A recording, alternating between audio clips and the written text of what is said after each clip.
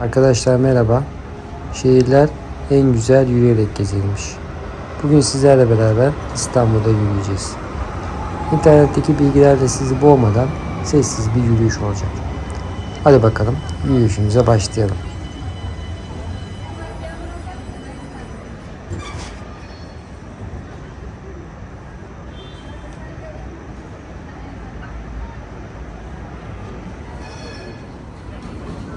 Yürüyüşümüze Çemberli Taş'tan başlıyoruz. Çemberli Taş sütunu ya da diğer adlarıyla Yanık Sütun veya Konstantin Sütunu. 330 yıllarında İmparator 1. Konstantin'in onuruna İstanbul'un 7 tepesinden biri olan ve şu anki adıyla Çemberlitaş olarak adlandırılan semtteki tepeye dikilmiş olan Anıtsal Sütun.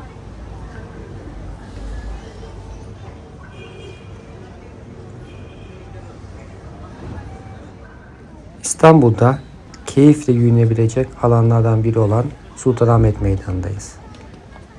Bizans İmparatorluğu döneminde Konstantinopolis'teki adı Hipodrom, Osmanlı İmparatorluğu zamanında ise At Meydanı olarak adlandırıldı. Şehrin en önemli meydanlarından birisi olan alanın içerisinde Roma Silki, bugün Sultanahmet Camii'nin olduğu noktada ise Büyük Saray bulunmaktaydı. Trafiğe kapalı iki yönlü geniş yürüme yollarının ortasında Ölme Dikili Taş, Yılanlı Sütun, Theodosius Dikili Taşı ve Alman Çeşmesi gibi yapılar bulunur. İstanbul'un en önemli abideleri Ayasofya Camii, Sultanahmet Camii, Türk ve İslam Eserleri Müzesi, Yerebatan Sarnıcı burada Sultanahmet Meydanı çevresindedir. Şimdi hep beraber bu meydanda keyifle yürüyelim.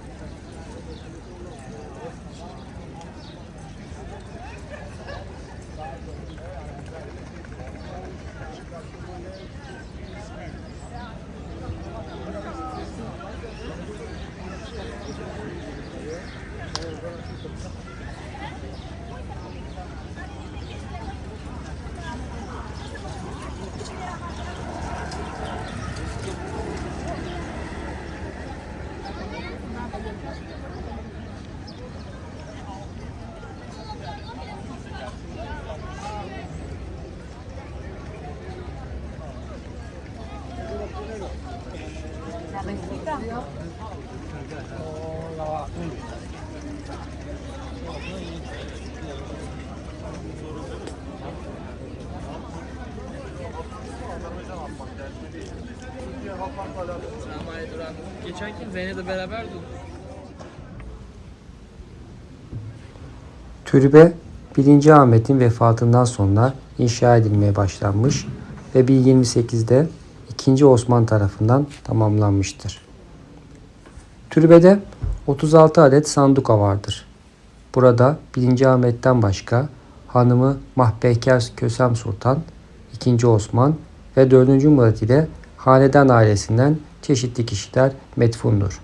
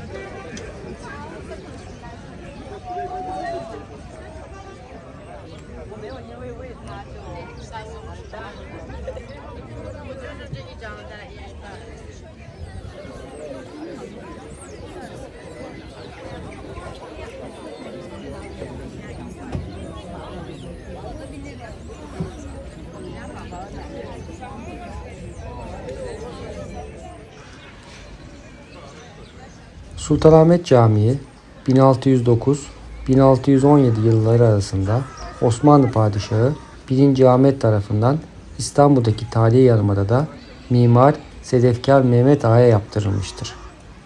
Cami mavi, yeşil ve beyaz renkli İznik çinileriyle bezendiği için ve yarım kubbeleri büyük kubbesinin içi de ile mavi ağırlıklı kalem işleri süslendiği için Avrupalılar tarafından Mavi Cami olarak adlandırılır. Aslında Sultanahmet Camii külliyesiyle birlikte İstanbul'daki en büyük eserlerden biridir. Bu külliye bir cami, medreseler, hünkâr kastı, arasta dükkanlar, hamam, çeşme, sebiller, türbe, darüşşifa, sıbyan mektebi, imarathane ve kiralık odalardan oluşmaktadır. Bu yapıların bir kısmı günümüze ulaşamamıştır. Yapının mimari ve sanatsal açıdan dikkate şayan en önemli yanı 20 bini aşkın İznik çinisiyle bezenmesidir.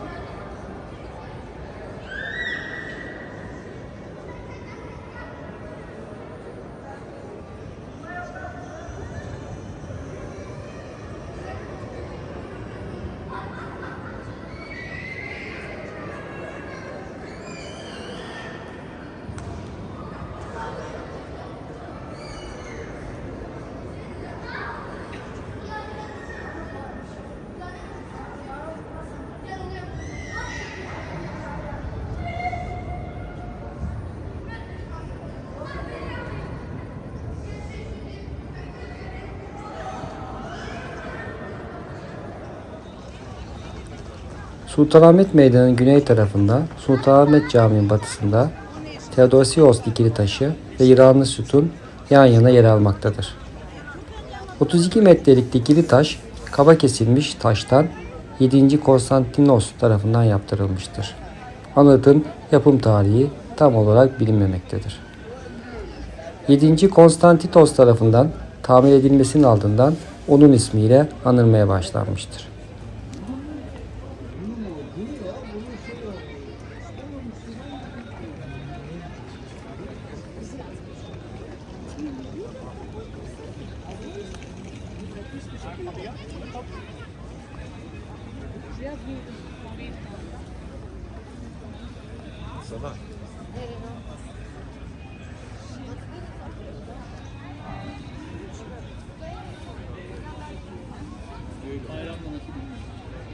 Bayramın şimdi 5 gün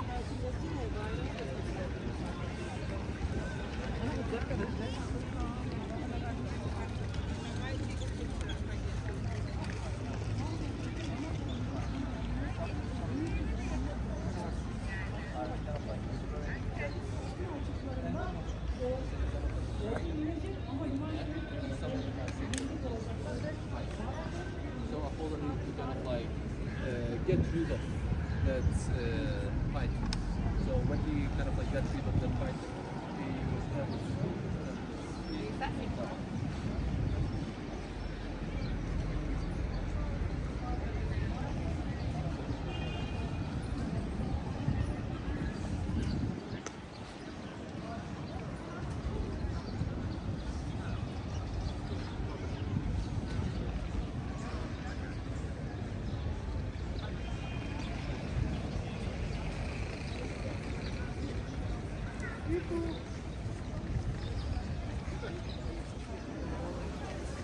Eski adıyla Kutsal Bilgelik Kilisesi ve Ayasofya Müzesi, günümüzdeki resmi adıyla Ayasofya Kebiri Camii Şerifi.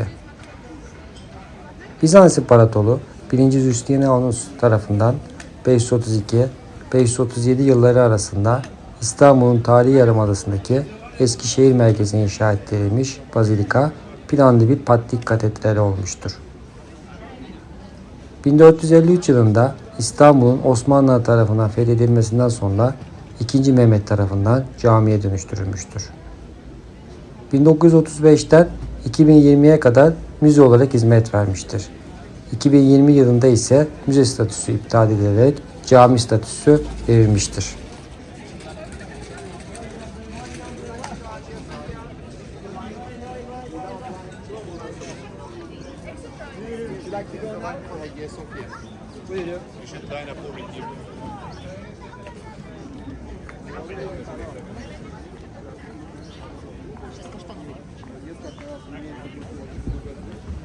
Ayasofya adındaki Aya sözcüğü kutsal anlamına gelir. Sofya sözcüğü ise Grekçe'de bilgelik anlamında Sophos sözcüğünden gelir. Dolayısıyla Ayasofya kutsal bilgelik ya da ilahi bilgelik anlamına gelmektedir.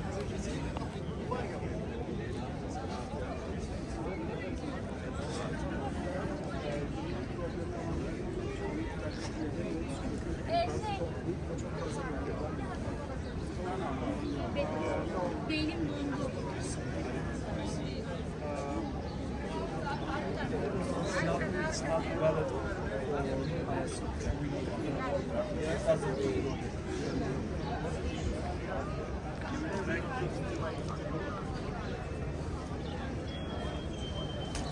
1453 yılında kilise Osmanlı Padişahı Fatih Sultan Mehmet tarafından camiye dönüştürüldükten sonra mozaiklerden insan figürleri içerenler tarif edilmemiş, yalnızca ince bir sırayla kaplanmıştır.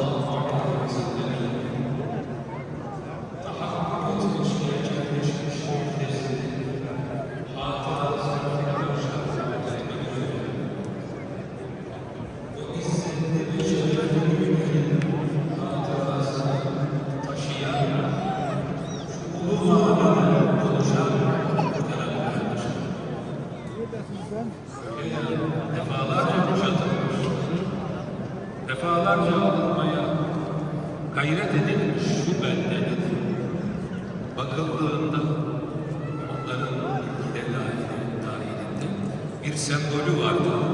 Orası da Beyazıt. İşte o kutlu güne şahitlik etmiş bu ulu mabedin içerisinde imandan sonraki en büyük amelimiz olan namaz için şurada toplanmış bulunuyoruz. Ve bu gece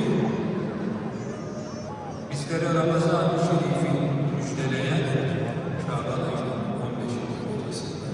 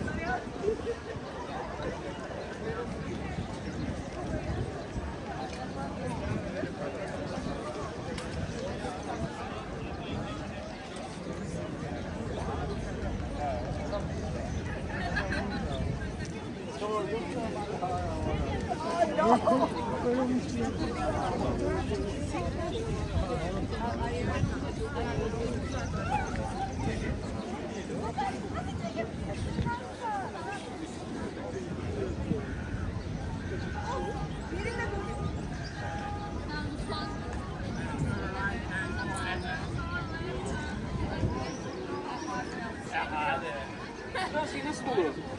O yüzden o çok iyiydi.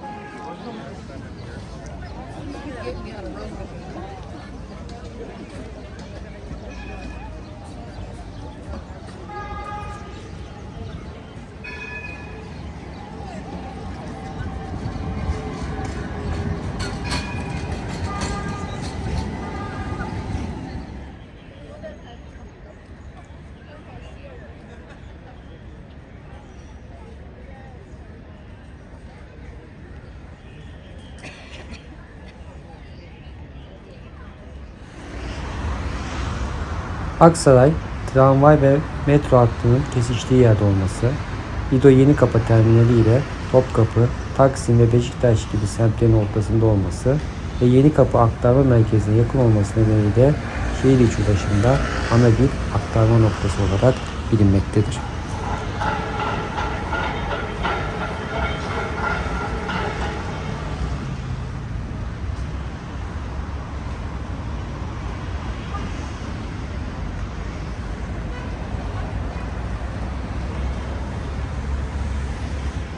Geleceğim ben dedim.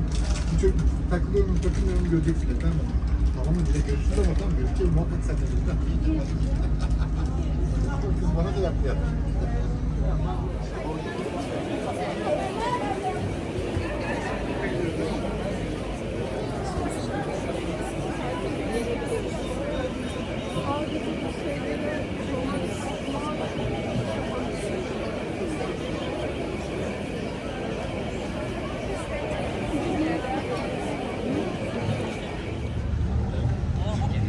Kadıköy, İstanbul'un Anadolu yakasında, Boğaz'ın Marmara'ya açılmaya başladığı kıyılarda yer almaktadır. Geçmişi İstanbul'dan çok daha eskilere dayanan Kadıköy'deki yerleşme, Haydarpaşa koyu çevresiyle Modaburnu'nun oluşturduğu alan içinde yer alıyordu. Bostancı'ya kadar tüm semt ve mahalleyle Kadıköy 19. yüzyılda iskana açıldı.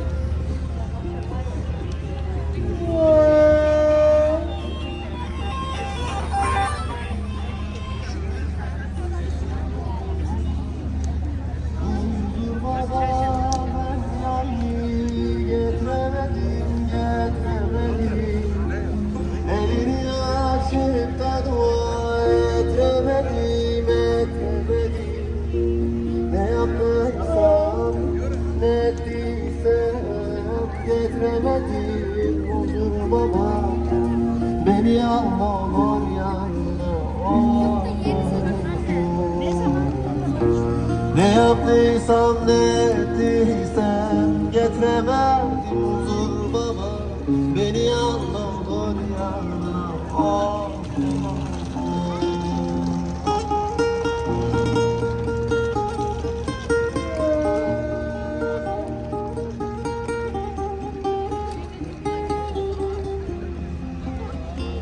Sen gittin, ha ben öldüm. Bunu bilesin, bunu bilesin. Pişman ola, yanıma geri gelesin, geri gelesin. Gittiğin yerlerde yari döndüresin. Huzur baba, beni yanına, yanına. Oh, oh, oh.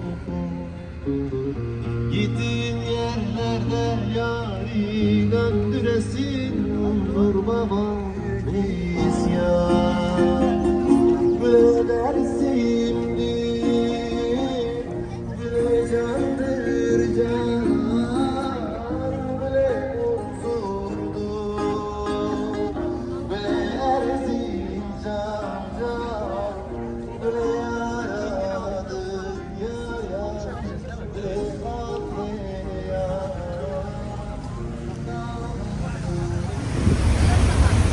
İstanbul'a geldiyseniz mutlaka vapura binmeli. Bir de İstanbul'u vapurdan izlemelisiniz.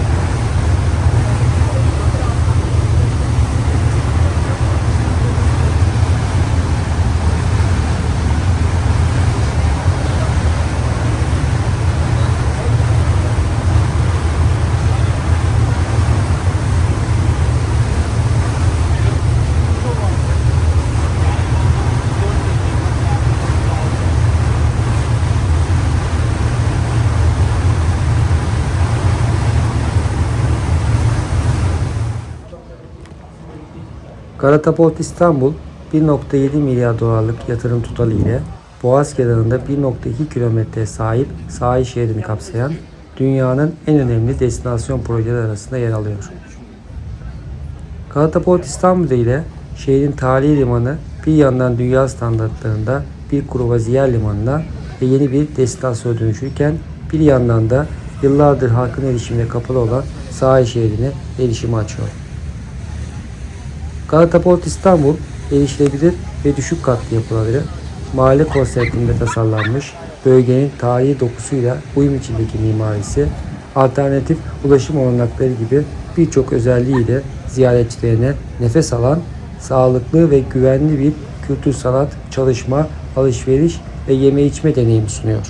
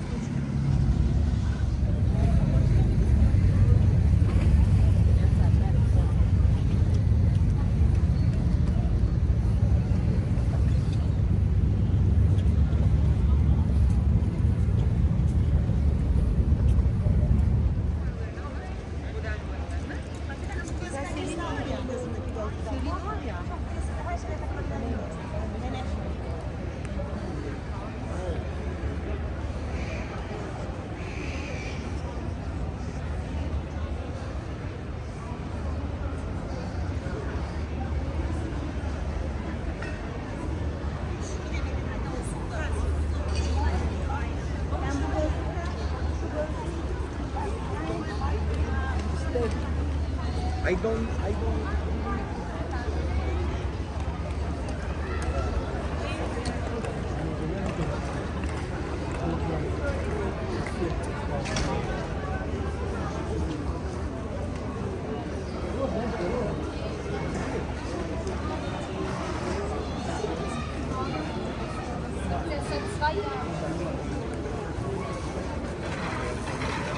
Seit 2 Jahren.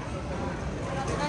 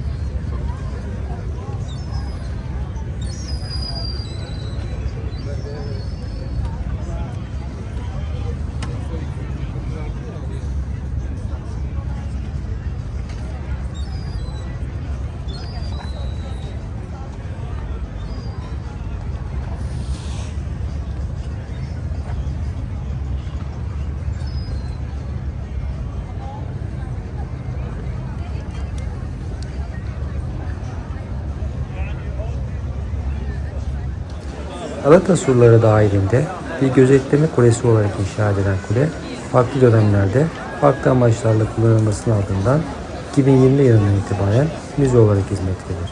Hem Beyoğlu'nun hem de İstanbul'un sembol yapılarındandır. Taksim Meydanı, İstanbul'un Beyoğlu ilçesinde yer alan ve İstanbul kentinin en ünlü noktalarından biri olan meydan. Çevresindeki lokanta, mağaza, otel, eğlence ve kültür yerleriyle İstanbul'un en büyük turistik çekim merkezlerinden biridir. Cumhuriyet döneminde bir meydan haline gelmiş olan Taksim Meydanı pek çok siyasi ve toplumsal olaya da ev sahipliği yapmıştır.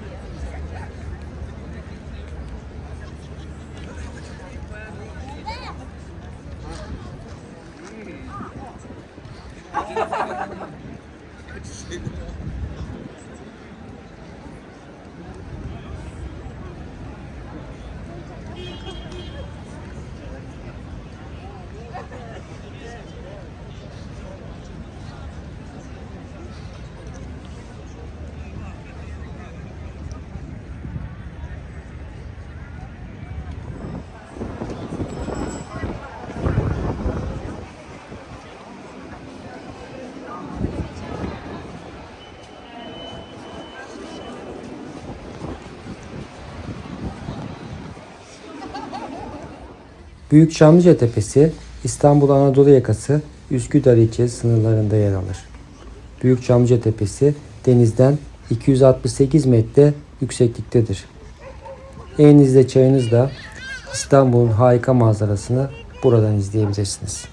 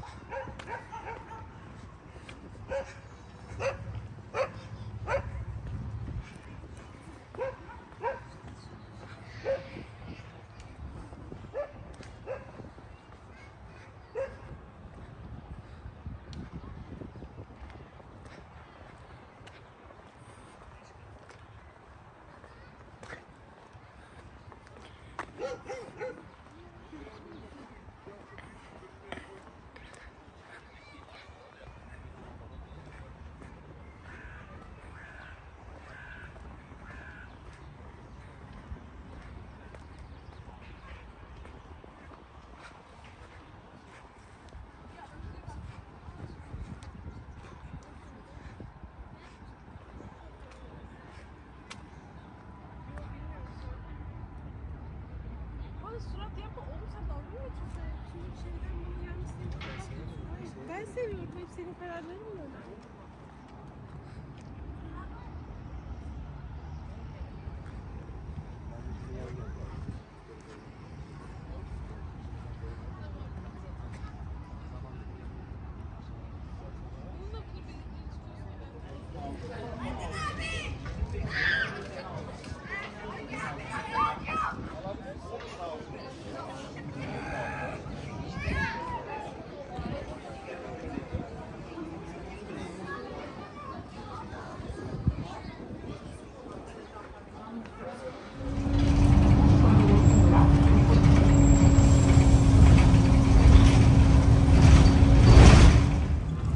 Her şehrin tarihi, o şehrin sakinlerinin de tarihidir.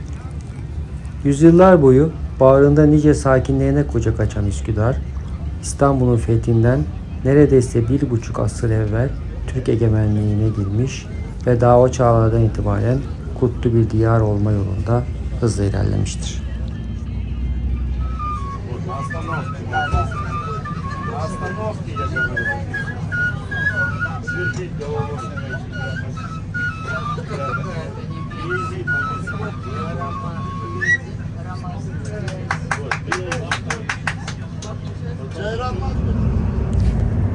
...15 Temmuz Şehitler Köprüsü, eski adıyla Boğaziçi Köprüsü ya da Boğaz'a inşa edilen ilk köprü olmasına atıfla halk arasında birinci köprü.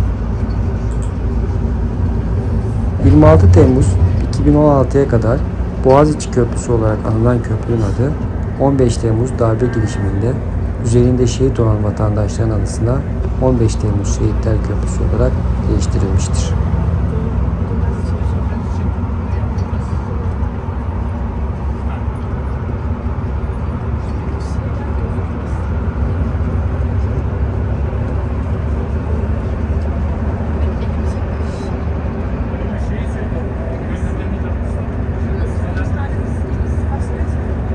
Hayır öyle. Telefonla çekmeye başladım.